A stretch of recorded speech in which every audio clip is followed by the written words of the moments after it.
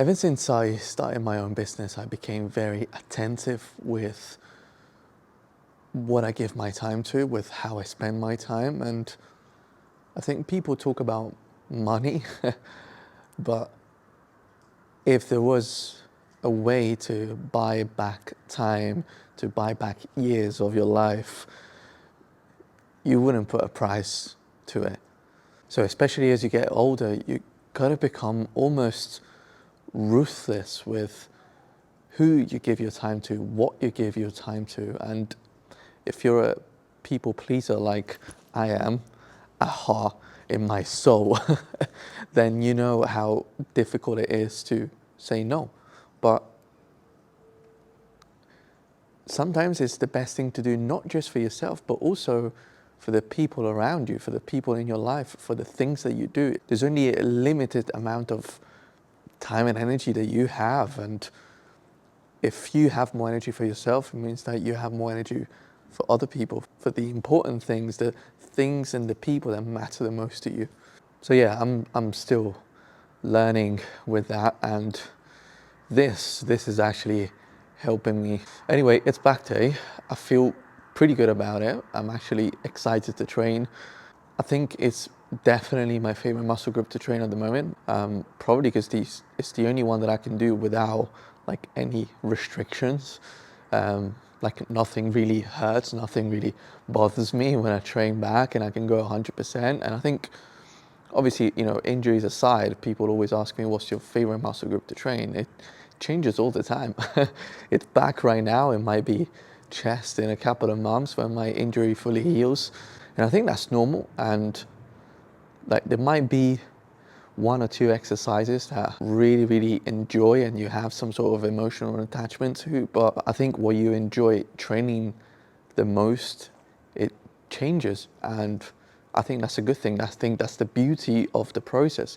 One thing for sure though, you'll definitely notice a difference in the quality of the workouts and depending how much you enjoy training that muscle group. This is why if you have a weak point, finding a way to just really enjoy training that muscle group is vital. I think it's probably the first thing that I would look at when someone has a weak point. Of course, you can, look at a scientific approach to improve that specific muscle, improve the movements, improve the proprioception, whatever. But of course, the two things are intertwined, right? Because the better you are at doing something and the more you enjoy it, or at least it contributes to the enjoyment of training that muscle group for sure. But I think finding exercises that you like, finding a way to make it fit into the routine so that it's enjoyable, it's vital. First exercise of the day is a lat machine, neutral grip. We've got this new one here, which has independent cables, right to left. I've only ever tried it a few times, but I really, really liked it. And I think especially if you have a bit of an imbalance left to right, this allows you to control the movement a bit better, control that variable a bit better without having to necessarily doing it unilaterally. So a lot of people seem to struggle with activating their lats, especially when doing a pull down, also rows, but I think mostly pull downs. And I think a muscle group like back, probably more than any other, I think back and hamstrings just really require a lot of work with developing a good proprioception, so muscle connection essentially. And with that, I always suggest to think of this way. How would you pull this way if you had no arms? You'd have to move the shoulders, right? And that's kind of the idea. It's what I think about, or at least what I used to think about when I was really trying to connect with my lats during the movement.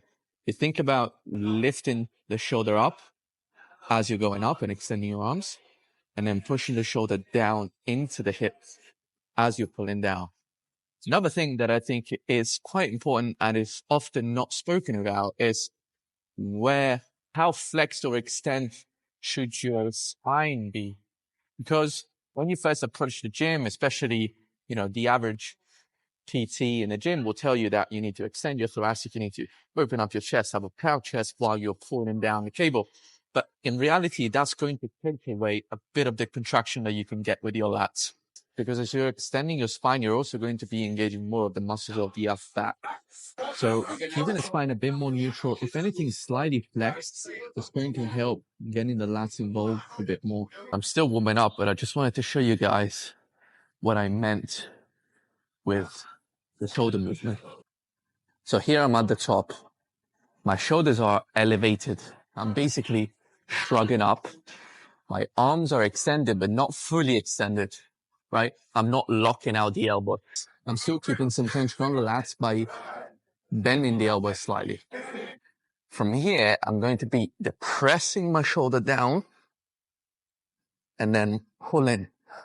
Wait, this is probably a bit too heavy to show you guys. But yeah, shrug up, elevate the shoulders, depress the shoulder, pull. And as I'm pulling, I'm not overly extending my thoracic. I'm not doing this. I'm actually keeping my spine neutral. Wearing straps, always wearing straps on heavy pulls. Otherwise, you just, again, same as the RDLs, you're just really compromising how much you can lift. And, we're talking about hypertrophy here, so we're not necessarily that interested in grip strength.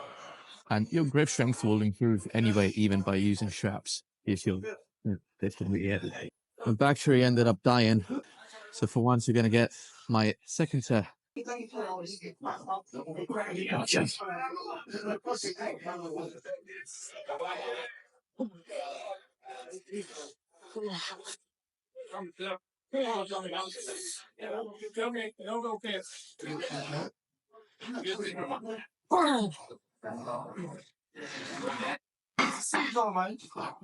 I'm gonna see you around.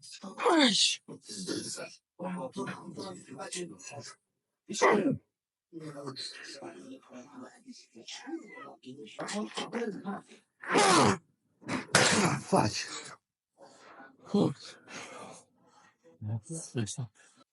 Second exercise is a seated cable row, neutral grip. I like to use this grip here. Not too sure what the name is. I like it because it's the same as the triangle, but obviously it's a bit wider. This means that you can get everything aligned a lot better. It's basically just a tiny bit more narrow than shoulder width. So this should make it a lot easier to get the lats involved without having to pull in a direction where the joints don't really want to go, if that makes sense. And of course, the bigger you are, the taller you are, and the wider you're going to have to go in order to create the same effect of alignment. Also, JP uses it, so it must be good.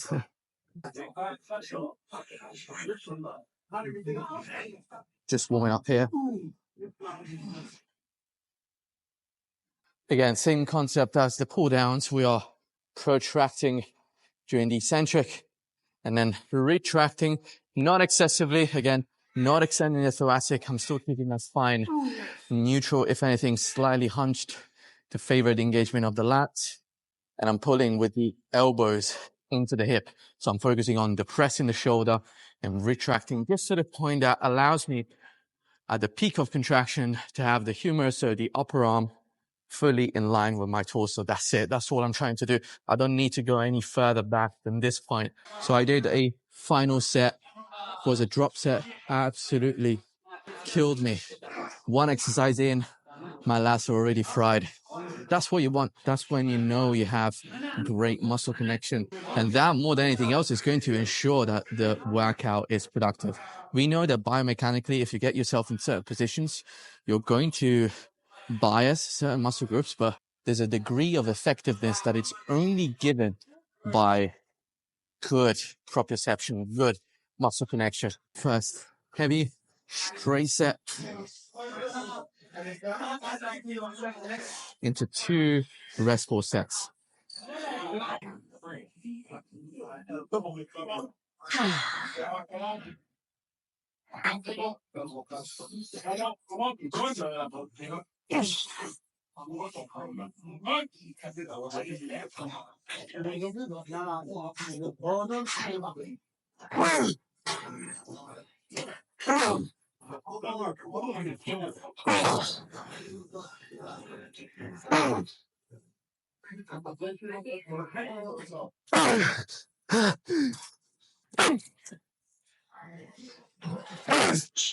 Fuck.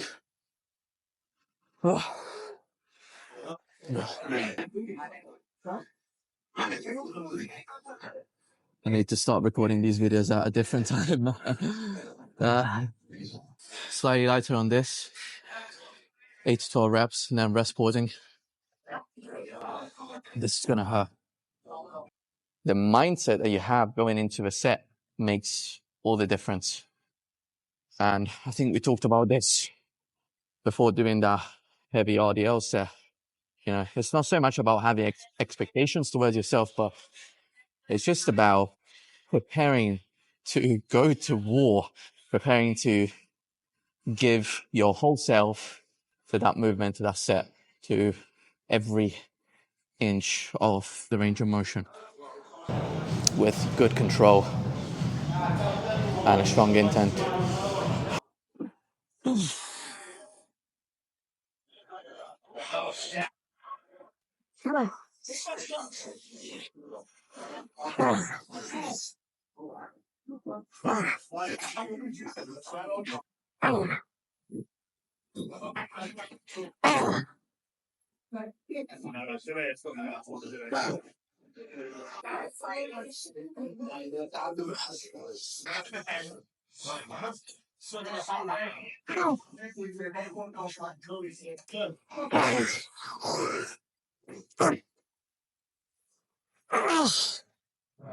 Fuck.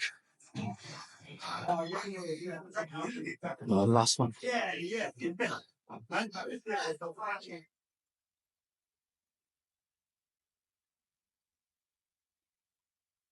Let's see if I've got one rep. One rep is all I need.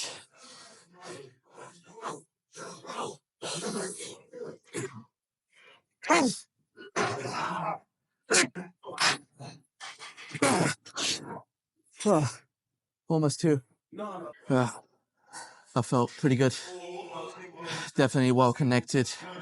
Again, it just feels nice to be able to train without having to worry about previous injuries or niggles or anything like that. So training back allows me to do that. Just channel all my energy into the movement, make the most of it.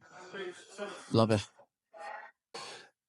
Third exercise is my favorite upper back movement, which is a T-bar row, a chest supported T-bar row, pronated grip. So with this one, we actually want to go quite wide with the grip, wide enough for me to be able to flare the elbows out as I'm going up and just really force that thoracic extension and that retraction of the shoulder at the top so that we can really work on that good stuff in the middle of the back.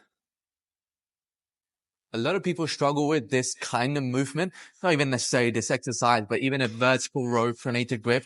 They just really struggle to keep the elbows out, up and out, seem to be dropping it and kind of turning it into this weird dinosaur row.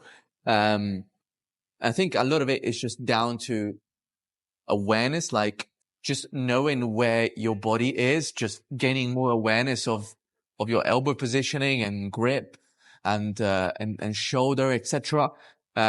So with that, the best advice I can give is just to really focus on the protraction and the retraction of the shoulder, even more than what we saw with the seated row. Since here, we're really trying to focus on your upper back, on your rhomboids, mid traps, etc.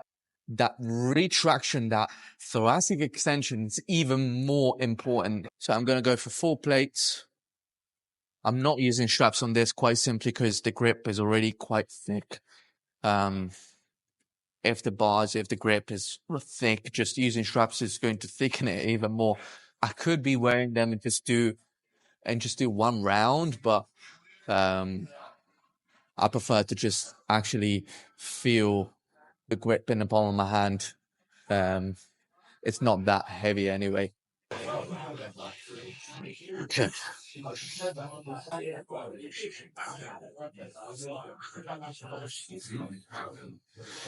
Taking this to failure. Hoping I don't fly forward.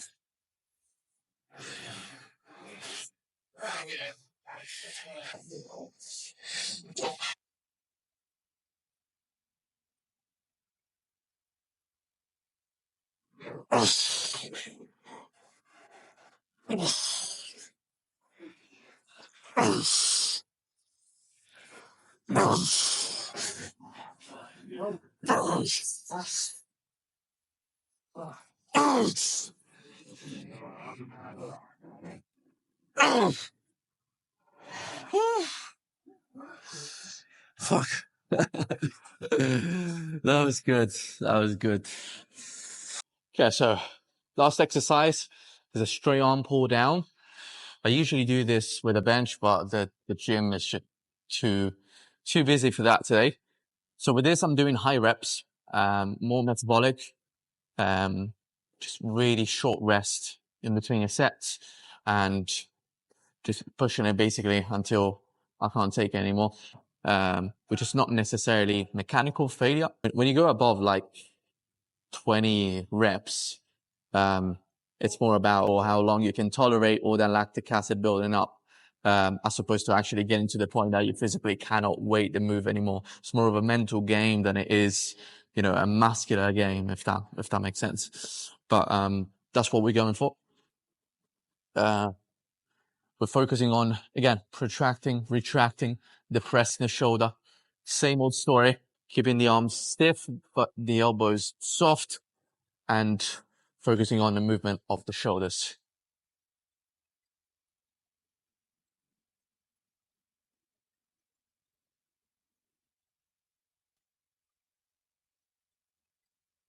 Notice how I'm leaning into it during the eccentric, and then I'm straightening up my torso during the concentric.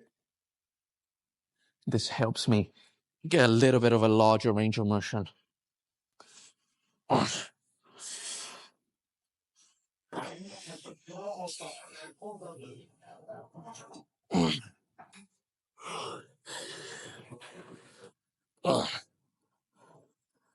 Starting to burn.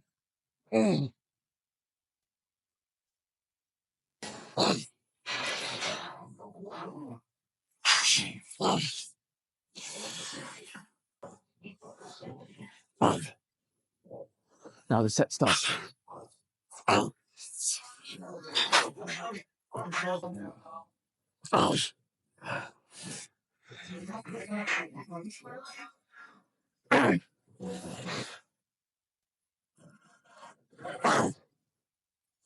Fuck. Definitely overestimated the weight. If I want to go above 20, I need to go a bit lighter. But that was good in a way. Actually kept it a bit more into a mechanical rep range, and made the most of it. So let's drop the weight a little bit and let's go for a high rep set. As we said, short rest times.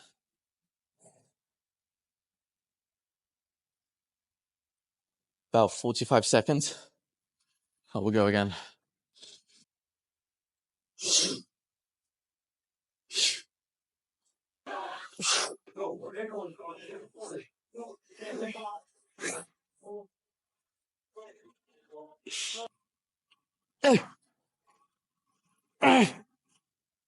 Five to 10 seconds straight after the set. It's where you feel it the most. You just stop and just starts cramping up for about 10 seconds. And the pain eases off. It's a good feeling. It's the good kind of pain. And that was it. I feel pretty drained, which is usually a good sign. It means the session was good. So it's time to get some food and reply to messages, etc. We're training legs tomorrow, so definitely need a good night's sleep. Thank you so much for watching, guys. Make sure that you like and subscribe, and I'll see you tomorrow.